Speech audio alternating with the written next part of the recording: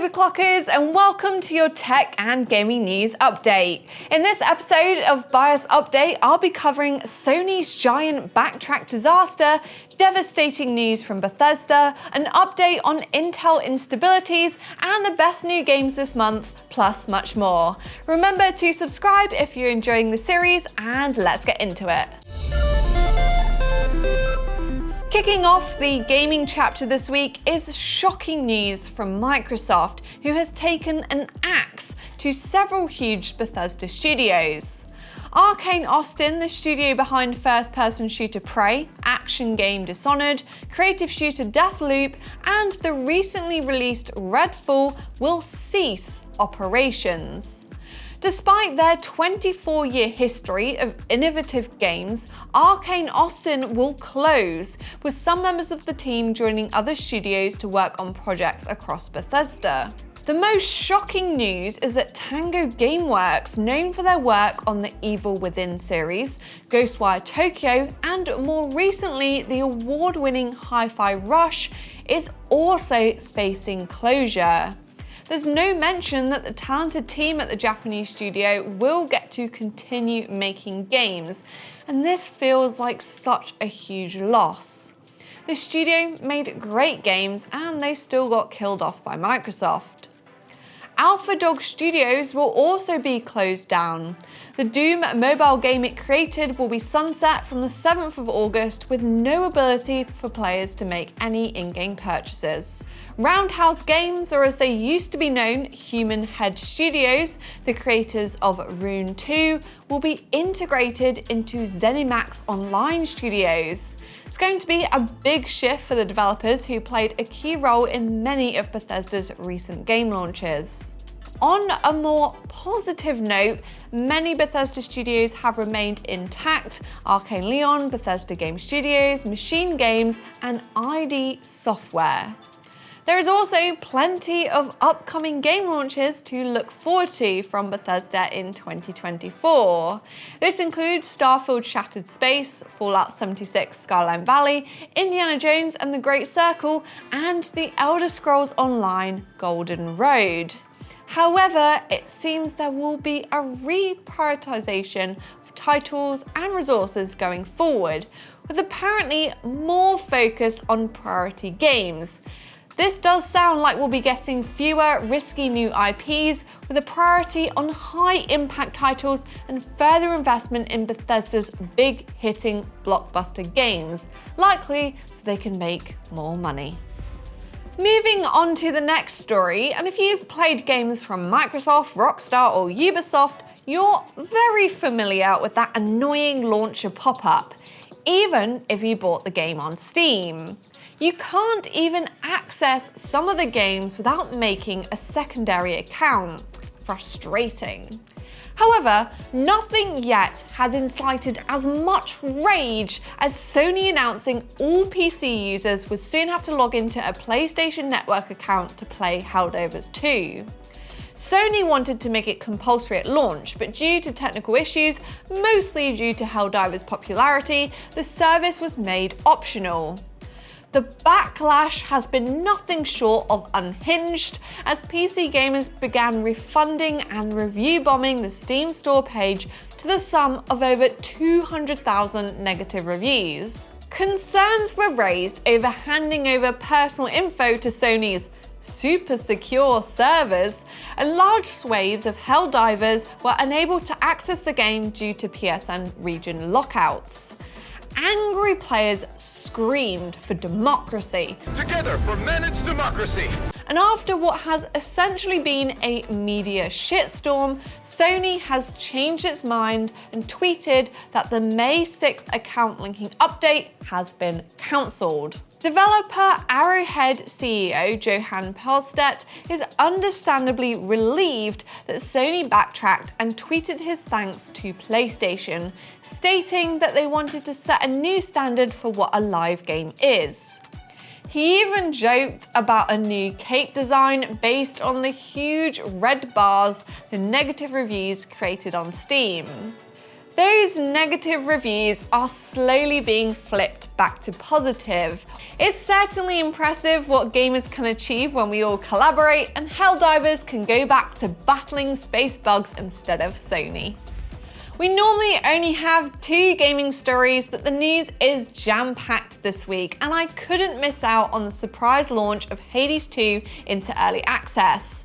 The highly anticipated sequel to the popular roguelike action RPG already has more content than the full version of the first game.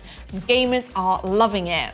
The team has been actively working on the game for more than 3 years, meaning players have had a really good experience right away, and the reviews on Steam are overwhelmingly positive. It can only get better, as Supergiant still has plenty more planned before the full release, with a plan to release a major update every few months, containing new features, characters, systems, and narrative events. These will then be followed soon after by patch fixes. The aim is to collect feedback and use this to make the game more complete and polished, with a full set of features and content with a true ending to the story. There will also be Steam achievements and a finalization of the various interface screens, HUD icons, and character art, which are all still a work in progress.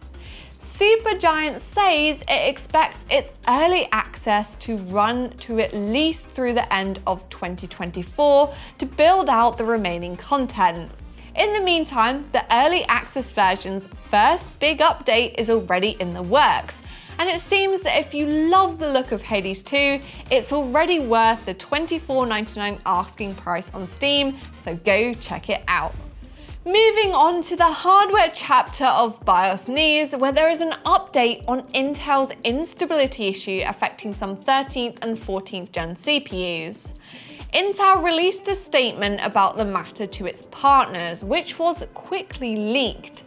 Intel has been busy investigating, and it seems most reports of this issue are from users with unlocked and overclock capable motherboards. Intel doesn't appear to be blaming motherboard manufacturers, but the issue may be related to outer specification profiles with high voltage and frequency.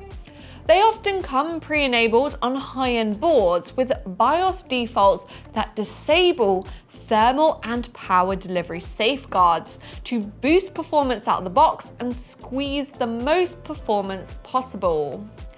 Intel has yet to wrap up their investigation and issue formal guidance to consumers. However, a public statement is expected very soon, and it might have already been released by the time you're watching this video. The leak suggests that Intel strongly recommends default BIOS settings should be within Intel's recommended settings as a baseline profile. That means soon all LGA 1700 boards should have BIOS updates incorporating these power recommendations, which sit at 125 watts for PL1, 188 watts for PL2, with the option to enable a performance or extreme profile, which may not be stable at up to 253 watts. Hardware Unboxed created a brilliant video testing the gaming performance impact, and it seems there's not much of a change at 253 watts, but expect a double-digit percentage decrease using the out-of-the-box Intel baseline settings at 188 watts. If you're experiencing stability issues, thankfully there seems to be a fix, but it is disappointing that it comes at the cost of cutting performance on an expensive flagship processor. I am very interested to hear your thoughts if you own one of these CPUs, so please leave me a comment below. Kicking off the Overclockers blog chapter of BIOS news this week is the top 5 game releases you won't want to miss this month. There's loads to be excited about this May, and my first pick is Homeworld 3 on May 13th. Embark on an adventure through 3D space taking place straight after the events of the second game. Command your spacecraft and utilize the remains of an ancient civilization to upgrade and put your combat skills to the test. Team up with friends in co-op or battle in the PvP mode. On the 16th, Ghost of Tsushima Director's Cut comes to PC. Forge your own path through this open-world action-adventure and uncover its hidden wonders with glorious graphics and PC features like ultra-wide upscaling and frame generation. Senua's Saga Hellblade 2 is launching on the 21st, and this sequel takes you on a brutal journey of survival through the myth and torment of Viking Iceland, told through cinematic visuals and immersive sound. Multiverses is back on May 28th, and there has been some big changes since the open beta. Enjoy improved gameplay, new characters, and updated visuals thanks to the Unreal Engine 5 upgrade. Finally, on the 31st of May, I am very much looking forward to F1 2024. The revamped career mode lets you play as a current or legendary driver with a unique set of challenges for each driver. The way you progress and develop your car has also changed, and all the new features can now be enjoyed with a friend in 2-player career mode. What games are you most looking forward to? Let me know in the comments below, and go and check out Ruth's blog post with her favourite games launching in May over on the Overclockers UK website. You can click the link in the description to learn more. Our final story this week is a game recommendation from the blog team. Emily has been taking a closer look at Vampire Survivors in her latest article, and this cheap and cheerful indie game is well worth checking out. It has hundreds of thousands of positive reviews on Steam, and the brand new DLC adds even more content to the addictive gameplay. There are hundreds of different items to collect and achievements to unlock, always giving you something to aim for. Immerse yourself in the simplistic pixel-style graphics as you survive wave after wave of monsters to collect gems, items, and gold to spend on upgrades and power-ups. I do think that a lot of modern games can often be overcomplicated and expensive, forgetting that at the centre you're just meant to have fun, and Vampire Survivors goes back to basic, fun-filled gameplay. The latest DLC, which launched on the 9th, is a crossover with classic Contra arcade games. Join this gunslinging force as you take on fearsome foes and bonkers bosses with fully automatic weapons on the horizontal main stage. Vampire Survivors won both Best Game and Game Design at the 2023 BAFTA Game Awards, and you can get it now on Steam for just $3.99. Cheaper than a cup of coffee. Thanks for watching this week's episode of Overclockers BIOS Update. Let me know in the comments below what you think of those Intel issues if you have a 14th gen CPU. Remember to like the video, hit that subscribe button, press the bell icon so you don't miss our upcoming content, and I'll catch you again in the next one.